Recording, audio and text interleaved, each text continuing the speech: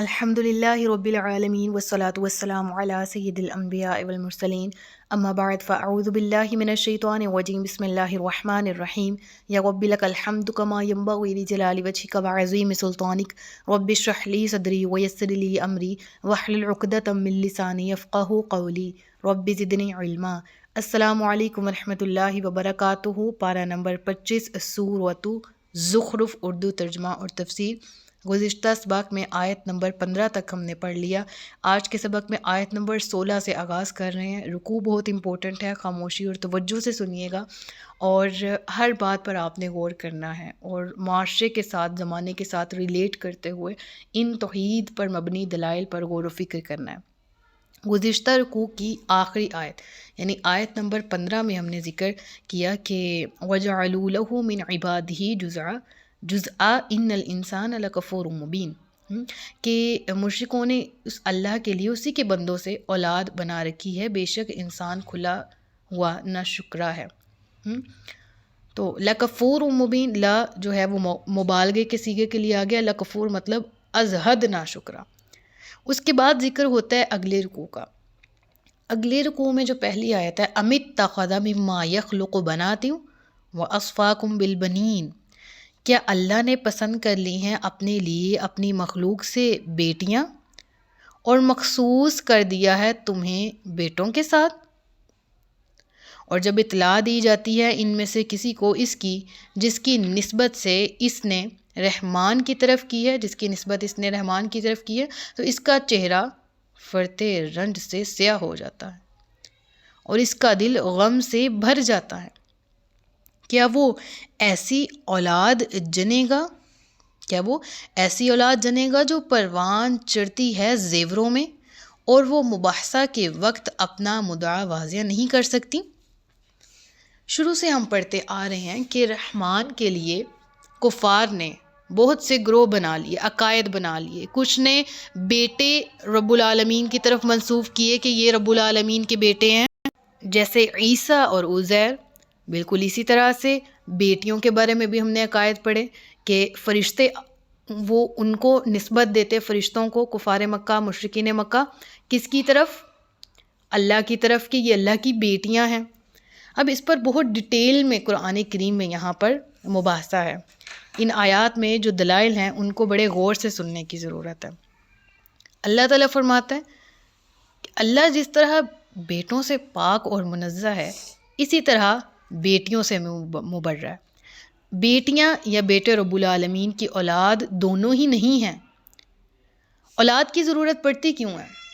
تاکہ انسان بڑھاپے میں اپنی اولاد سے اپنی خدمت گزاری کر سکے، انسان کی جائیداد کا کوئی دوسرا پرسن وارث ہو کہ بڑھاپے میں اس کو دیکھ کے اس کو سکون ہو۔ اولاد کی خواہش انسان کو اسی لیے ہوتی ہے نا۔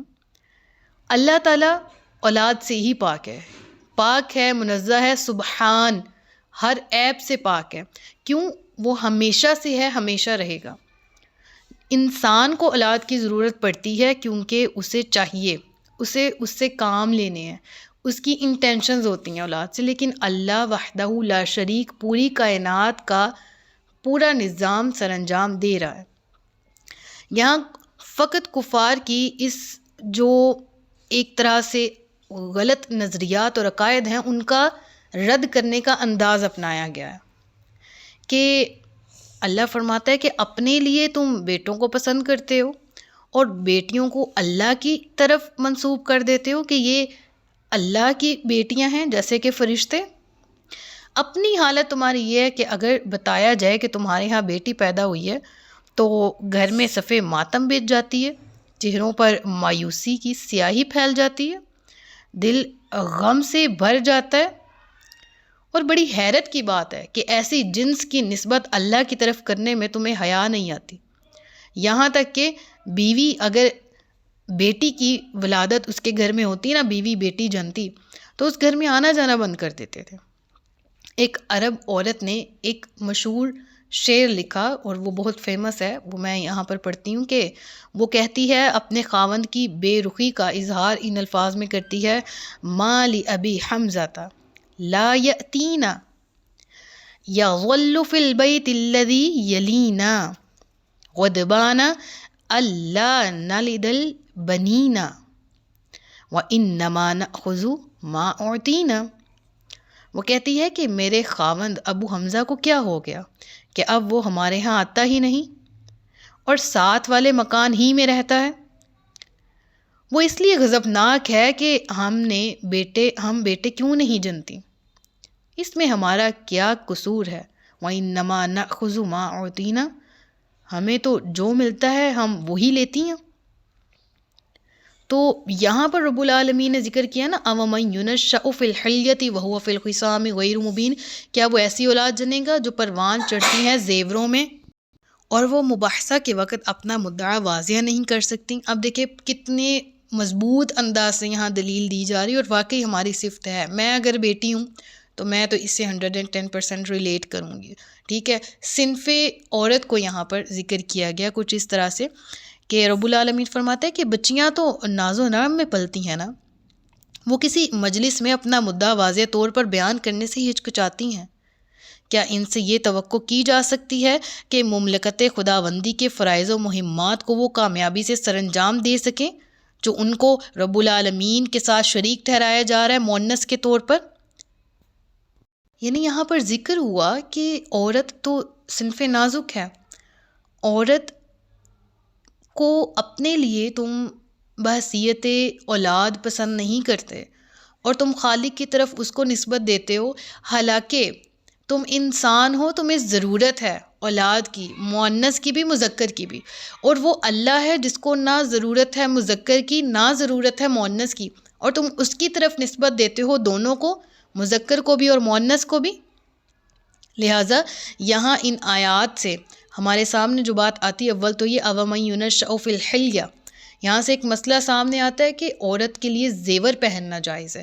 حلیہ زیور کو کہا جاتا ہے، اور اس حوالے سے ہمارے سامنے نبی کریم صلی اللہ علیہ وآلہ وسلم کی حدیث بھی آتی ہے کہ ریشم اور سونے کا استعمال میری امت کے مردوں پر حرام ہے اور عورتوں کے لیے حلال ہے. اور اسی وجہ سے حضرت علامہ ابو بکر جساس رحمۃ اللہ تعالیٰ علیہ نے بہت سی احادیث نقل کرنے کے بعد فرمایا کہ عہد نبوت سے لے کر آج تک عورتیں زیور پہنتی آئی ہیں اور کسی نے بھی اس امر کو ناجائز نہیں کہا. تو اس آیت کی دلیل کی بنیاد پر کسی خبر واحد کے ذریعے عورتوں کے لیے زیور کی ممانعت ثابت نہیں ہو سکتی. اس کے بعد ذکر ہوتا ہے وَجَعَلُوا الْمَلَائِكَةَ الَّذِينَ هُمْ عِبَادُ الرَّحْمَنِ إِنَاثًا أَشَهِدُوا خَلْقَهُمْ سَتُكْتَبُ شَهَادَتُهُمْ وَيُسْأَلُونَ، اور انہوں نے فرشتوں کو عورتیں ٹھہرایا جو کہ رحمان کے بندے ہیں. ذکر آ گیا، یعنی جس کی تفسیر ابھی گزری ہے وہ آیات کی نص سے ثابت ہے، اور وہ کیا ہے؟ وہ یہ ہے کہ اللہ فرماتا ہے انہوں نے فرشتوں کو، حالانکہ وہ رب کے بندے ہیں، ان کو نسبت دے دی رب کی طرف بیٹی ہونے کی. پھر اللہ فرماتا ہے کیا یہ کفار ان کے بناتے وقت موجود تھے جب ان کی گواہی لکھ لی جائے گی اور ان سے جواب طلب ہوگا؟ یعنی یہاں پر کویشچننگ کی گئی نا کہ آپ کہہ رہے ہو کہ یہ اللہ کی بیٹیاں ہیں، تو کیا تم موجود تھے جب ایسی اناؤنسمنٹ ہو رہی تھی، یا جب ان کو تخلیق کیا جا رہا تھا تم وہاں تھے جو تم سے گواہی مانگی جا رہی ہے اور تم گواہی دے رہے ہو؟ ان اے وے یہ کہا جا رہا ہے نا رب العالمین کی طرف سے کہ تم بڑے توسط سے کہہ رہے ہو، بڑے تم شورٹی کے ساتھ کہہ رہے ہو، بڑا تمہارا پکا عقیدہ ہے رب العالمین کی طرف اولاد کی نسبت کرنے کا، اور خاص طور پر فرشتوں کو بیٹیاں کہنے کا. وہ کیوں کہتے تھے بیٹیاں؟ یعنی وہ نظر نہیں آتے تھے، تو یہ پوشیدہ ہے، جس طرح عورتیں پوشیدہ ہوتی ہیں تو ضرور مؤنث ہوں گی. یعنی مذکر بھی تو کہہ سکتے تھے، بیٹے بھی کہہ سکتے تھے، لیکن انہوں نے جینڈر بدل کے مؤنث ہونے کی تشبیہ اس لیے دی کہ عورتوں کی طرح یہ بھی پردہ پوش ہی ہوتے ہیں، اور انہوں نے اللہ کی طرف ٹھہرا دیا اشہدوا خلقہم ستکتب شہادتہم ویسألون. پھر ذکر ہو وقالوا لو شاء الرحمن ما عبدناہم، اور انہوں نے کہا اگر رحمان چاہتا تو ہم ان فرشتوں کی عبادت نہ کرتے. ما لہم بذلک من علم، انہیں در حقیقت اس کا کچھ علم ہی نہیں ہے. انہم الا یخرصون، یہ تو صرف جھوٹ بول رہے ہیں، یہ تو صرف جھگڑالو ہیں. یہاں پر بہت اہم بات ہے، وہ کیا کہتے تھے، اگر اللہ چاہتا تو ہم فرشتوں کو شریک کرتے ہی نہ، یعنی اس میں بھی اس کی رضا ہے، وہ خالق ہے، وہ مالک ہے، اس کی رضا سے ہی سب کچھ ہو رہا ہے۔ اللہ فرماتا ہے عقل کام نہیں کرتی ان کی، ما لہم بذالک من علم، ان کو اس کا پتہ نہیں ہے، یہ تو جھوٹ بول رہے ہیں۔ کیا اللہ تعالیٰ نے انسان کو دنیا میں بھیجا، اختیارات کل اس کے پاس ہیں، لیکن عقل شعور دیا، فیصلہ لینا، ڈیسیجن لینا، اس کا اختیار انسان کو دیا۔ عہد الست عالم ارواح میں کیا، لیکن عالم دنیا میں آ کے دلائل اور برہان واضح کرنے کے بعد چھوڑا چوائس پہ کہ تم کس کو اپناتے ہو اور تم دل سے فیصلہ کس حق میں کرتے ہو۔ ملحدین کی طرف تمہارا رجوع ہوتا ہے، الحاد کی طرف جاتے ہو، شرک کی طرف جاتے ہو، انکار کی طرف جاتے ہو، یا اقرار کی طرف جاتے ہو۔ تو اللہ آج کے دور میں ایک اور اہم بات بتا دوں، دیٹ اس کہ ہم کہتے ہیں کہ اگر اللہ چاہتا تو ہم 5 وقت کے نمازی ہوتے، اگر اللہ چاہتا تو ہم بھی رمضان کے روزے رکھ لیتے، اگر اللہ چاہتا تو ہم بھی سچ ہمیشہ بولتے، اگر اللہ چاہتا تو میں بھی پردہ کرتی، یا مرد کہتا اگر اللہ چاہتا تو میں بھی اپنی وضاقت، چال ڈھال، لباس ویسا کرتا جیسے مسلمان مردوں کا ہوتا ہے، اگر اللہ چاہتا تو میں نظروں کی حفاظت کرنے والا ہوتا، اگر اللہ چاہتا تو میں بدکار نہ ہوتا، وغیرہ وغیرہ۔ تو ہم اپنے رونگ ڈیسیجنز کو، اپنی نفس پرستی کو، اپنی باطل پرستی کو اللہ رب العالمین کی طرف منسوب کیوں کرتے ہیں؟ جب اللہ نے اختیارات دیے ہیں، جب اللہ نے 5 وقت اناؤنسمنٹ کرتا ہے، رب العالمین کی طرف سے اذان ہوتی ہے، بلایا جا رہا ہے، پھر نہیں پڑھنا اور کہنا اللہ چاہتا تو ہم پڑھ لیتے ہیں، تو یہ ناانصافی نہیں ہے اپنے ساتھ، اور یہ جھوٹ نہیں ہے جو ہم اپنے ساتھ ہی بول رہے ہوتے ہیں۔ تو بالکل ہر چیز، اب یہ دیکھیں آیت میں ذکر ہے ان لوگوں کا جو باطل عقائد رکھے ہوئے ہیں اور کہہ رہے اللہ چاہتا تو ہم ٹھیک ہوتے، اور آج کے دور میں بھی ہم مسلمان ہوتے ہوئے ایسی مینٹیلٹیز کے ساتھ جی رہے ہوتے ہیں، ایسے مائنڈ سیٹس ہوتے ہیں ہمارے کہ ہم بھی کہتے ہیں اگر اللہ چاہتا تو یوں ہوتا، یوں ہوتا۔ بالکل اللہ کی چاہت اور چیز ہے، میں آپ کو کہہ دوں کہ حکم اور چیز ہے، رضا اور چیز ہے، ٹھیک ہے؟ یعنی اللہ تبارک و تعالیٰ نے حکم دیا سچ بولو، جھوٹ سے بچو۔ اب ہم جھوٹی زندگی کو اپناتے ہیں، جھوٹ کو اپناتے ہیں اور کہتے ہیں اللہ نے چاہا تھا، بالکل اس کی چاہت سے ہو رہا ہے سب کچھ، لیکن اس کی رضا نہیں ہے اس میں۔ چاہت سے مراد کیا ہے کہ اس کی حکمت، چاہت سے مراد کیا ہے اس کی اجازت، یعنی اس کا قدرت اور اختیار تو ہے لیکن اس کی رضا نہیں ہے اس میں۔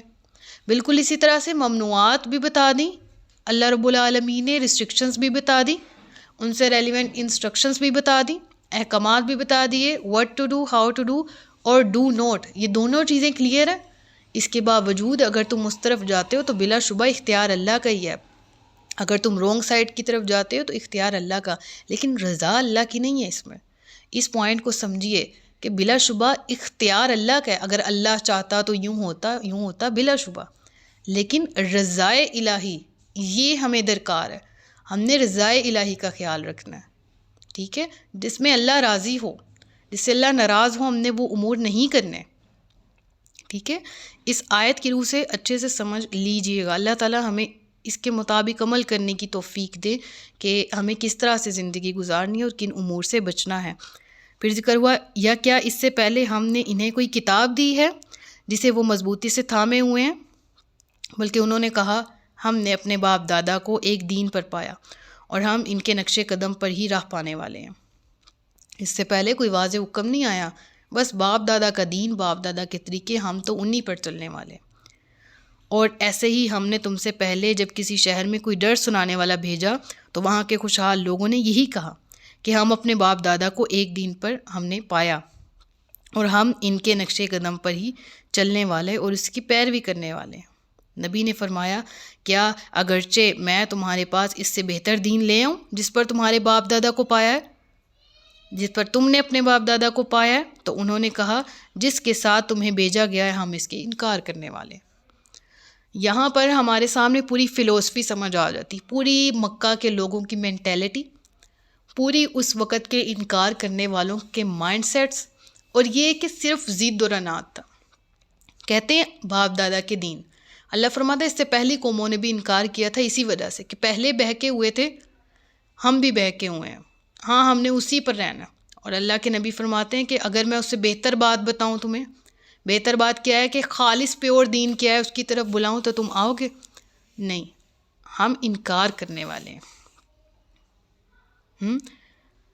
ہم اس کے انکار کرنے والے ہیں۔ قالوا انا بما ارسلتم به کافرون، ہٹ درمی کی انتہا۔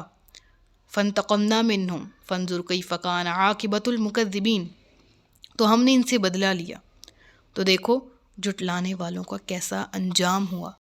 یعنی کہ پہلے دلائل پیش کیے جاتے ہیں، برہانات سامنے آتے ہیں، پھر اس کے بعد جب ان کے اصلاح پذیر ہونے کے تمام تر امکانات ختم ہو جاتے ہیں، پھر قدرت ان سے عبرتناک انتقام لیتی ہے، اور ظالموں کا بلا شبہ یہی انجام ہے، اور انصاف کا تقاضا بھی یہی ہے۔ اللہ تبارک و تعالی ہم سب کو معاف فرمائے، ہمارے حالات پر رحم فرمائے۔ بحیثیت امت مسلمہ ہمیں اپنی اہمیت اجاگر کرنے، اپنے نفوس کو جاننے اور اللہ تبارک و تعالیٰ کی معرفت کی توفیق عطا فرمائے۔ ان اسباق سے ہمیں درس نصیحت حاصل کرنے کی توفیق دے اور اپنی زندگی کو اسلام کے احکامات کے مطابق گزارنے کی توفیق دے۔ ہم سب کو علم نافع اور عمل خیر کرنے کی توفیق عطا فرمائے۔ صدق اللہ العلی العظیم و صدق رسولہ النبی الکریم۔ سچ فرمایا اللہ نے جو عظمت والا ہے۔ اپنا بہت سا خیال رکھیے گا، مجھے دعاؤں میں یاد رکھیے گا۔ تاجدار ختم نبوت زندہ باد، پاکستان پائندہ باد۔ السلام علیکم ورحمۃ اللہ وبرکاتہ۔